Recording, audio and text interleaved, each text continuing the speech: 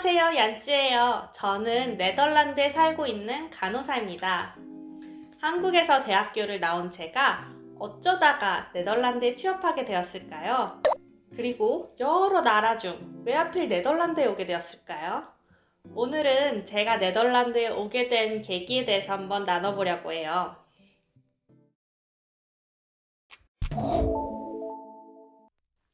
네덜란드에 오게 된 이야기에 앞서 먼저 제 대학 생활부터 얘기를 해볼게요. 저는 간호 학생 때부터 해외 간호사에 관심을 가지고 있었어요. 해외 간호사 하면은 보통은 미국 간호사를 많이 생각하죠. 저도 처음부터 유럽으로 가고 싶다고 생각했던 건 아니에요. 일단 유럽 간호사에 대해서 들어본 적도 없었고요. 학부 때에는 그냥 미국 간호사로 미래 일을 하고 싶다라는 꿈을 가지고 있었어요. 해외 관심이 있다 보니 대학 입학 전부터 대학생이 되면 꼭 한 번은 교환학생을 가보겠다라고 마음을 먹었답니다. 그런데 간호학과에 와보니 간호학과 학생들은 교환학생을 거의 안 가더라고요.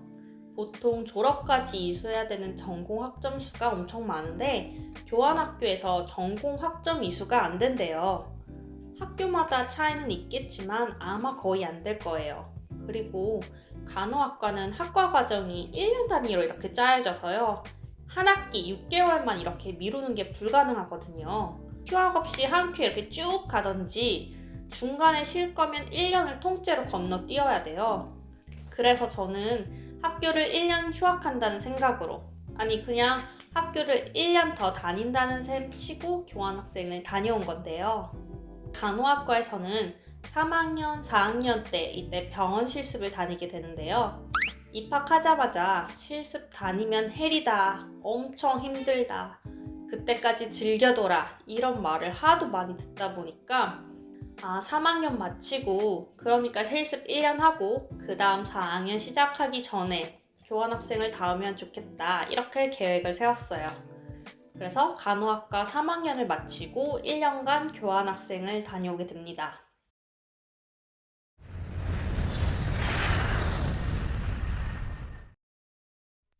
교환학생을 어느 나라로 갈까 고민을 하던 때가 있었어요.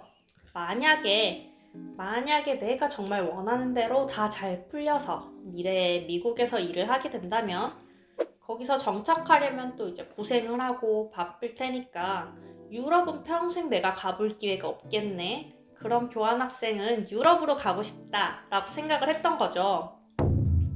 그래서 교환학생은 유럽으로 가기로 마음을 먹었는데 유럽에서 그럼 어느 나라를 갈까 이렇게 생각을 하다가 제가 영어는 어느 정도 할 줄 아는데 유럽은 대부분 자국어를 사용하니까 영어를 잘하는 국가가 어디 있나 이렇게 살펴봤죠. 스페인이나 이탈리아는 대부분 자기 나라 언어를 사용한다고 하고요. 네덜란드 사람들이 영어를 잘한대요. 그리고 영국도 있고 북유럽 사람들도 영어를 잘한다고 해요. 그래서 그 중에서 이렇게 보는데 또 유럽에 가면 주변국 이렇게 여행하고 싶은 마음이 커서요. 지리적으로 유럽 가운데 있는 나라를 골랐거든요. 이렇게 유럽 지도를 보면 네덜란드가 꽤 이렇게 가운데에 있더라고요. 그래서 네덜란드에 가자 이렇게 결정을 했어요. 지금 생각해보면 제 인생을 바꿀 큰 결정을 굉장히 단순하게 했네요.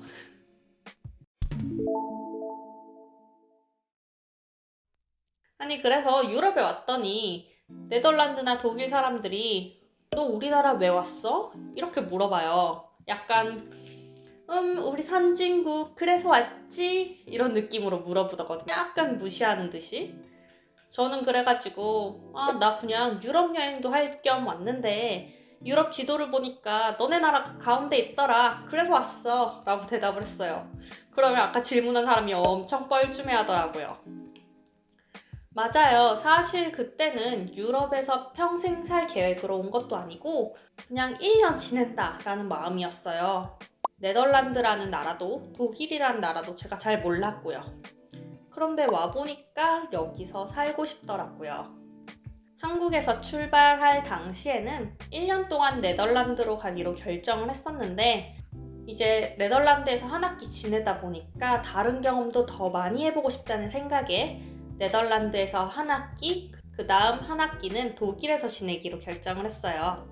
결과적으로 두 나라를 경험해보고 둘이 비교해볼 수도 있어서 좋은 결정이었던 것 같아요. 교환학생을 가기 전까지, 그러니까 고등학교 수능을 거쳐서 계속 그냥 앞만 보고 달려오고 있었어요. 입학 후에도 이제 간호학과 과제, 팀플, 실습하느라 계속 바빴고요. 내가 뭘 원하는지, 어떻게 살아가고 싶은지 생각해 볼 시간을 스스로 가져본 적이 없었어요. 단지 끊임없는 레이스가 어디선가 끝나기를 바랄 뿐인데 어디가 쉬는 지점인지 알 수 없었고, 그렇다고 이 끊임없는 경주를 내가 좋아서 시작한 것도 아닌 것 같은데 말이에요. 유럽에서 지내는 1년은 제 시야를 정말 넓히는 기회였어요. 네덜란드에서 사는 일상은 굉장히 평화로웠습니다. 평일 화요일에 낮 11시에 이제 카페에 가서 앉아있으면 카페 정말 사람이 너무 가득한 거예요. 어떻게 이렇게 여유로운 일상이 있을 수 있지? 이 사람들은 일하러 안 가나? 학교 안 가나? 이런 생각이 들었어요. 그리고 낮 4시가 되면 고속도로가 막히는 거예요. 아니, 고속도로가 왜 이렇게 막히지? 아직 퇴근 시간도 아닌데? 하고 생각을 했죠. 한국은 6시가 지나면 고속도로가 이제 막히기 시작하잖아요. 그랬더니 친구가 4시가 퇴근 시간이라는 거예요. 이제 막 띵 충격을 받았죠. 뭔가 다들 열심히 살아가는데 그런데도 여유롭게 돌아가는 네덜란드 일상에 제가 반했어요. 시간이 한 2배로 천천히 가는 것 같았어요. 네덜란드에 살면 좋겠다 생각을 처음 하게 되었습니다. 그러다가 학교에서 야스퍼를 만나게 됐어요. 제가 한 학기 네덜란드에서 지내다가 그 다음 독일로 가기로 결정했다 했잖아요. 야스퍼를 만난 건 네덜란드를 떠나기 한두 달 전이었어요. 독일로 가기로 결정을 하고 이제 막 준비를 하던 참이었죠. 그래서 저희는 시작부터 네덜란드, 독일, 롱디 관계를 시작하게 되었는데요. 제가 독일에서 지내는 동안 야스퍼가 저를 만나러 한 달에 최소 한 번 이렇게 만나러 왔었는데요. 네덜란드 북쪽부터 독일 남쪽까지 기차로 2시간, 버스를 타고 16시간, 이 18시간 편도의 거리였어요. 지금 생각해봐도 어떻게 36시간을 타고 왔나 싶은데요.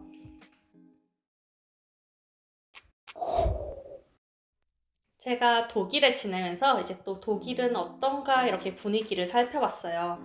제가 당시 지내던 기숙사가 대학병원 바로 앞에 있는 기숙사였는데요. 그래서 거기 독일 병원 의대생들이 굉장히 많이 살았어요. 그래서 이렇게 오며 가며 같이 얘기를 하게 되었는데, 제가 간호학을 공부한다고 하면 약간 이렇게 무시하는 게 느껴지더라고요. 처음에는 그냥 그런가 보다 했어요. 그런데 이 의대생들이랑 조금 더 얘기를 해보니까 제가 간호학과 4년제 대학교 유니버시티에 다닌다고 하니까 엄청 신기해하는 거예요. 학교에서 해부학, 화학, 생물학 이런 거 배운다고 하니까 못 믿더라고요. 독일은 간호학은 실무 위주로 배워서 이런 이론은 안 배운대요.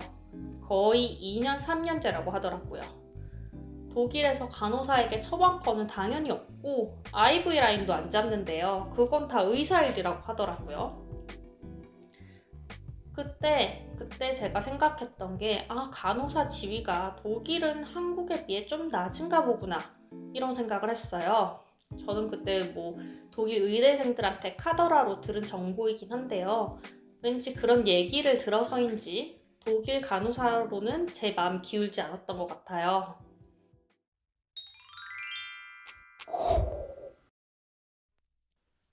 야스퍼 가족들 중에 간호사로 일하는 분이 몇 명 계셨어요. 네덜란드 간호사에 관심이 생기기 시작하면서 물어보러 그분들 얘기를 들어봤는데 간호사에 대한 자부심이 엄청 높으시더라고요. 평생 간호사로 정년까지 일하시다가 최근에 은퇴하신 이모가 계셨고, 그 이모의 아들도 간호사가 돼서 전문 간호사로 일하고 있었고요. 아들분이 또 간호사 아내를 두셨어요.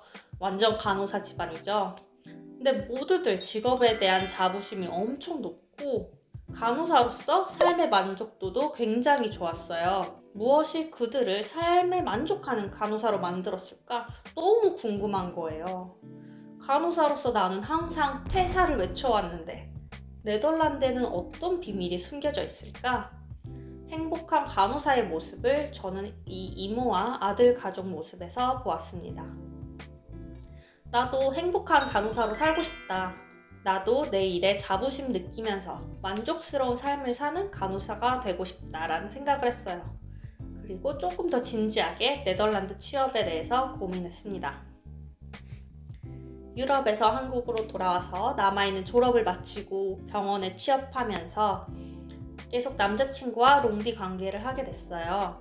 언제 다음에 만날 수 있을지 기약하기 힘든 롱디였죠. 함께 미래를 같이 하려면 야스퍼가 한국으로 오던지 아니면 제가 네덜란드로 가던지 아니면 함께 같이 제3국으로 가던지 해야 되는 상황이었는데요. 네덜란드 이민은 애초에 제 인생 계획에 없던 거거든요. 가서 정말 제가 간호사로 일을 할 수 있을지 없을지도 확실하지 않았고, 이민은 큰 결정이잖아요. 야스퍼를 사랑하지만 제 인생이 없는 이민은 하고 싶지 않았어요.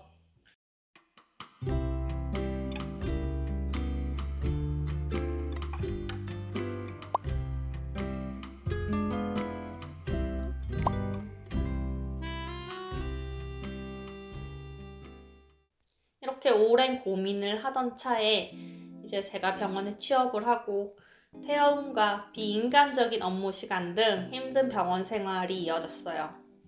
3교대 근무를 하는데 하루에 서너 시간 오버타임은 기본이고 식사 한 끼, 물 한 모금 못 마시면서 12시간 뛰어다녀서 손발이 부르트고 피가 났고요. 같이 일한 선생님들한테 욕을 하루 종일 먹으니까 자존심이 정말 바닥을 기었습니다. 길 가는 개미도 나보다는 잘 살겠다 싶었어요. 병동에 사람들한테 인사를 하면 다들 저를 무시해서 인사를 받아주는 사람도 한 명도 없었고 뒷담도 바로 앞에서 다 들리게 그냥 앞에 세워두고 욕하는 거죠. 이렇게 몸고생, 마음고생 하니까 체중이 7kg가 빠지더라고요. 그러면서 네덜란드 간호사에 대해서 좀 더 찾아봤어요. 네덜란드는 뭐 미국처럼 간호사가 1년에 1억을 번다 이런 건 아니더라고요. 그런데 이 복지를 생각해보면요. 1년에 유급휴가가 5주에서 6주래요. 한국에서는 신규 때 연차가 빵이래. 그 다음부터 연차 15일이 있었는데 이것도 이어서 쓸 수 있는 15일이 아니라 1년 내내 이렇게 따로따로 쓰는 15일이잖아요. 10년 동안 내가 일한다고 생각을 했을 때 뭐 휴가 날짜만 봐도 네덜란드가 압승이다 이렇게 제가 생각을 했어요. 또 미국이나 호주는 보통 2, 3년의 경력이 있어야지 지원이 가능하다고 하는데 네덜란드 간호사는 찾아볼수록 필수적으로 필요한 경력에 대한 내용이 없었어요. 물론 경력이 있으면 어디나 도움이 되겠죠. 그런데 이왕 경력을 쌓을 거 한국, 그러니까 네덜란드 입장에선 해외잖아요. 차라리 경력이 필수 요건이 아니라면 그냥 현지에서 쌓는 게 더 인정받을 수도 있겠다 생각을 했어요. 또 병원 생활이 하도 고달파서 어딜 가서 개고생을 해도 이거보단 잘 살 수 있겠다 싶었고 일하던 병원에 한 번 마음이 뜨니까 정말 더 못 버티겠더라고요. 항상 최선을 다해서 살아왔고 나 스스로에 대한 자존감도 다지면서 살아왔는데 병원에서 일하는 동안 이게 모두 무너졌던 것 같아요. 정말 좀 극단적이지만 하루는 제가 집 앞에 8차 고속도로를 보는데 진짜 저기 내가 뛰어들면 내일 출근 안 해도 될까? 이런 생각이 드는 거예요. 진짜 그런 생각이 드는 거예요. 그래서 진짜 내가 미쳤구나. 내가 뭘 위해서 여기서 이렇게 버티고 있나 생각을 했죠. 퇴사를 해야겠다 마음을 먹었습니다. 지금 생각해보면 그때 병원 생활이 제가 이민을 마음먹는 데 결정적인 한 방이지 않았나 싶어요. 그래서 제가 이민을 마음먹고 준비를 하니까 주변에서 정말 많이 말렸습니다. 특히 저희 부모님이 정말 반대를 크게 하셨어요. 외국인 남자친구도 탐탁지 않아 하셨고 그래서 당시에 제가 저도 저희 부모님도 마음고생을 정말 많이 했는데요. 일은 고달프고 네덜란드 이민을 준비하자니 부모님이 제가 해외에 가면 아예 그냥 연을 끊으시려는 듯이 말리시니까요. 어떻게 해야 할지 결정을 할 수가 없었어요. 그렇다고 이민을 포기하고 병원에서 버텨보자니 나중에 제가 이 상황에 대해서 불만족스러우면, 이 선택에 대해서 불만족스러우면 부모님을 원망할까봐 걱정도 되었고요. 물론 네덜란드에 가서 결과가 안 좋을 수도 있죠. 그래도 직접 제가 내린 선택을 따라야지 제가 받아들일 수 있을 것 같았습니다. 부모님, 할머님, 할아버님, 모든 친척 가족들이 다 들고 말리는 굉장히 냉전인 상태에서 제가 네덜란드로 출국을 하게 됐어요. 소중한 사람들 마음에 대못을 꽂히며 간다는 생각에 출국 날까지도 진짜 굉장히 슬펐습니다. 가족들한테 전혀 환영받지 못하는 결정이었죠. 그래도 저희 언니가 유일하게 옆에서 응원해 주어서 얼마나 힘이 됐는지 몰라요. 제가 야스퍼를 만난다는 걸 알게 된 후로 저희 아버지가 저랑 대화를 안 하셨어요. 제 상황이나 입장을 설명할 기회가 전혀 없었습니다. 그런 채로 저는 출국을 했던 건데요. 아버지와의 단절이 몇 년간 이어졌어요.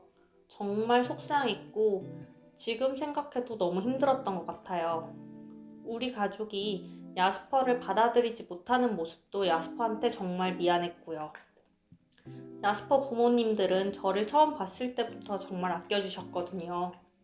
네덜란드에 오고 3년의 시간이 지나면서 저희 부모님도 조금씩 받아들이고 계시는데요. 네덜란드 남자친구도 네덜란드 생활에 대해서도 아무것도 알고 싶지 않다고 눈과 귀를 닫고 계시던 저희 아버지가 제가 유튜브를 시작하며 올린 영상을 보고 조금씩 마음을 열어주셨습니다. 그래서 정말 작은 채널이지만 저에게는 정말 소중해요. 이 유튜브가 저와 가족들을 이어주는 중요한 소통 방식이 되었고 이렇게 여러분들과도 소통할 수 있어서 얼마나 좋은지 몰라요. 네덜란드 와보니 어때? 네덜란드에 와서 살아보니 정말 한국에 비해서 불편한 점이 정말 많아요. 해외 사시는 분들이라면 다 아실 거예요. 이건 비교하면 끝도 없거든요. 한국의 슈퍼 빠른 서비스라든지 아니면 모든 가게가 24시간 7일 내내 열려있는 거는 뭐 기본이고 정말 수없이 많아요. 비교하면 끝도 없거든요. 근데 저는 원래 성격이 좀 현실 직시가 빠르고 문화도 그냥 최대한 빨리 받아들이고 흡수하려고 하는 편이어서요. 여기 네덜란드에서 일처리 오래 걸리고 가게 문 빨리 닫고 뭐 주말에 6시면 문 닫고 주말에 문 안 열고 이런 거는 학생으로 지낼 때는 정말 불편하다 생각을 하고 이해가 안 갔어요. 예를 들면은 나라 공휴일이면 슈퍼마켓이 문을 안 열어요. 아무 생각 없이 이제 냉장고가 텅텅 비었는데 그날 이제 장 보러 가니까 슈퍼마켓이 문을 안 연 거죠. 그런 일들이 막 종종 있었거든요. 그런데 나중에 제가 네덜란드에서 일을 하기 시작하니까 이해가 가더라고요. 한국처럼 초스피드 서비스 이런 걸 제공하려면 누군가는 일을 더 해야 하는 거예요. 누군가는 야근을 해가면서 고생해주기 때문에 그런 최상급 서비스가 제공 가능한 거라고 생각하거든요. 네덜란드처럼 모든 근무자들한테 제 시간에 퇴근하고 휴가를 맞춰주려면 일 처리는 오래 걸릴 수밖에 없어요. 저는 그렇게 생각하고 이제 시청에 뭐 약속을 잡으려면 한 달은 걸리겠구나, 아니면 뭐 서류를 보내놓으면 확인하는데 한 달은 기본 걸리겠구나, 이렇게 생각을 하거든요. 뭐 보낸 서류가 뭐 몇 달이 걸린다고 해서 이걸 전화해서 빨리 해달라고 따져봤자 오래 걸려서 죄송해요 이런 말 듣기 힘들어요. 다들 그냥 제 본래 속도로 일 처리를 하기 때문에 그런 거는 기대할 수 없고 뭐 이런 문화 덕분에 사람들이 다들 과로 안 하고 일하고 살고 있는 거겠죠? 그리고 저는 네덜란드의 합리적인 문화가 제 마음에 들었는데요. 이 세상에 어느 나라나 차별이 존재하죠. 저도 알고 있고 부정하고 싶은 마음은 없어요. 네덜란드는 다른 나라와 비교해서 여성 지위가 높은 편으로 손에 꼽히는데요. 임원 중 여성이 차지하는 비율 이런 걸로 봤을 때 말이에요. 그리고 네덜란드는 군인들이 모두 다 자가 지원으로 가는데요. 여자도 남자도 모두 지원으로 갑니다. 여성도 군인이 되고 보디가드를 하고 흔히 말하는 힘들다는 3D 직종을 모두 합니다. 그게 정말 너무 멋있더라고요. 얼마 전에는 간호 군인 장교를 알게 돼서 얘기를 할 기회가 있었는데요. 50세가 넘은 여성분이었는데 부대 여러 개를 이끌면서 본인도 매일 훈련 정말 열심히 하시고 몸도 완전 좋으시고 진짜 멋있으시더라고요. 또 다른 면을 보자면 네덜란드는 사회적 약자에 대한 보호가 잘 되어 있습니다. 저는 한국에서 소위 말하는 약간 자폐증이 있는 아이를 알고 있었는데요. 부모님 친구분의 자녀였어요. 한국에서는 장애나 자폐아에 대한 사회적 보호장치가 너무 안 되어 있대요. 맞춤 교육도 제대로 안 되어 있고, 그래서 그분들은 결국 이민 가시더라고요. 네덜란드는 장애아와 자폐아에 대한 교육과 시설이 잘 되어 있습니다. 예를 들어 대부분의 모든 건물들은 휠체어로 입장이 가능해요. 한국에서는 한번 눈여겨서 찾아보면요. 휠체어로 들어갈 수 없는 곳이 굉장히 많아요. 네덜란드에는 1년에 한 번 엄청 큰 음악회가 있는데요. 자폐 그리고 장애 아이들이 1년간 준비해서 여는 공연이에요.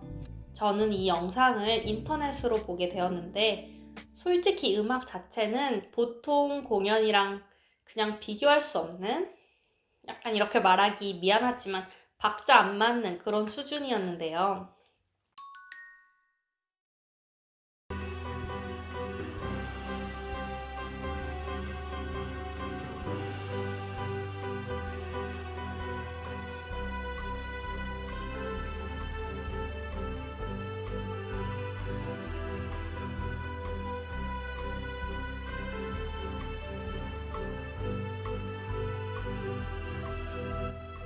그런데 이 공연 입장료가 몇십만 원 하는데 이 수백 명, 수천 명 들어가는 공연장 티켓이 정말 매년 다 팔려요.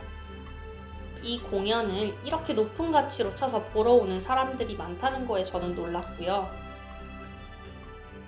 공연 자체도 굉장히 감동적이었어요. 이런 네덜란드 사회적 분위기가 저는 굉장히 합리적이라고 생각을 했고 여태까지 저랑 잘 맞았어요.